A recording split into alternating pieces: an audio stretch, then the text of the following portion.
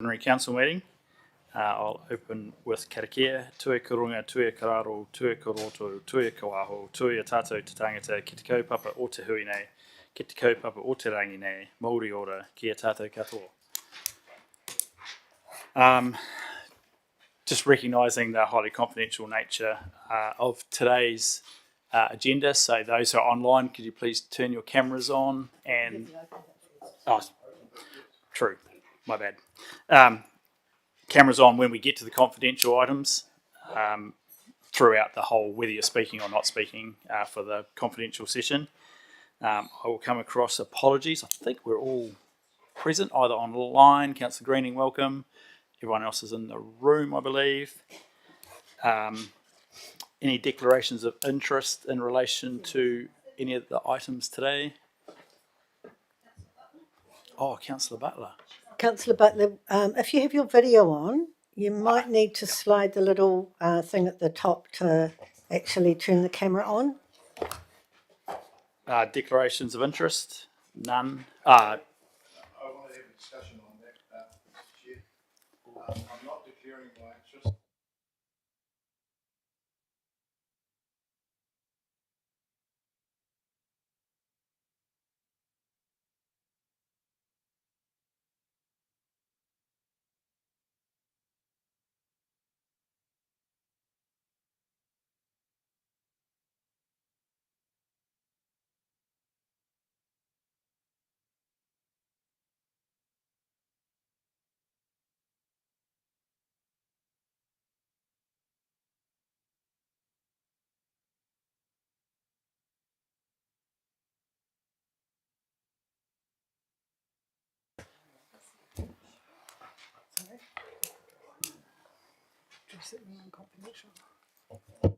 So we'll come back to this when we go into the confidential session. There are no late items. So we'll start with the public part of the agenda, which relates to local government reform. It's in Lee's name on behalf of Leonie, but I see you're here, so I will hand over to you. Kia ora to the Chair. Look, I've just put forward this report just because there's been a lot of questions around the government's announcement last week about the Head Start process for just establishing essentially regional councils by 2028. And I've had a lot of questions from staff as well. What does that mean? We want to be able to attract people here. We want people to stay because they feel like we're not going to be amalgamated. So this paper really is just telling you that from all the indications and conversations so far, we're not part of this. So the unitaries are not going to be required to join another unitary.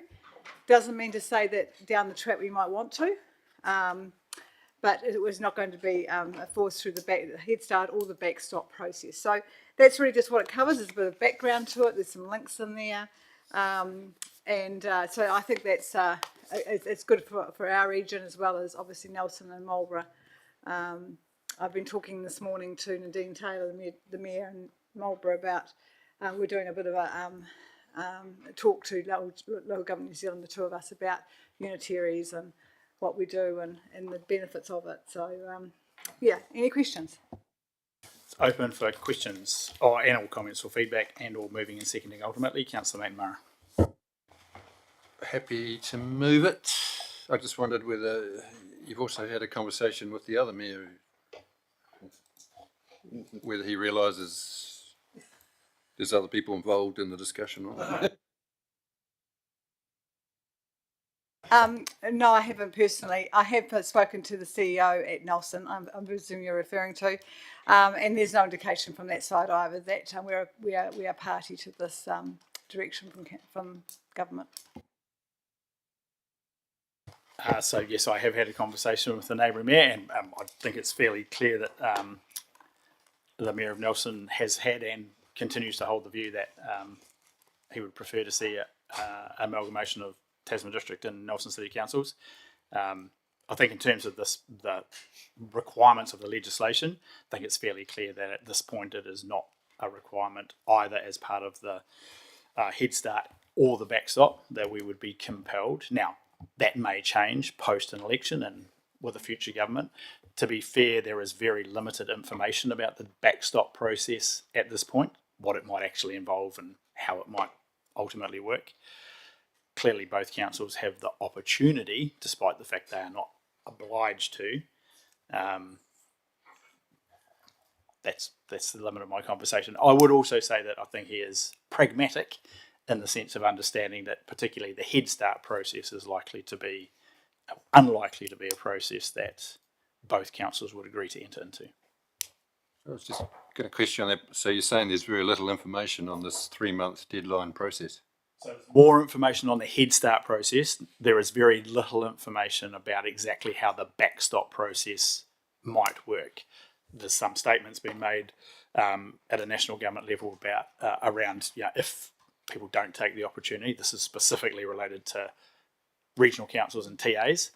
That then the government will, I can't remember the exact quote, but will do it for you or do it to you or something. But in terms of the actual details of how that might evolve and eventuate, little detail. But under the Head Start, yes, there is quite a bit of detail about how that's to be worked through and the time frame and what you need to propose and who can propose those reorganisation proposals.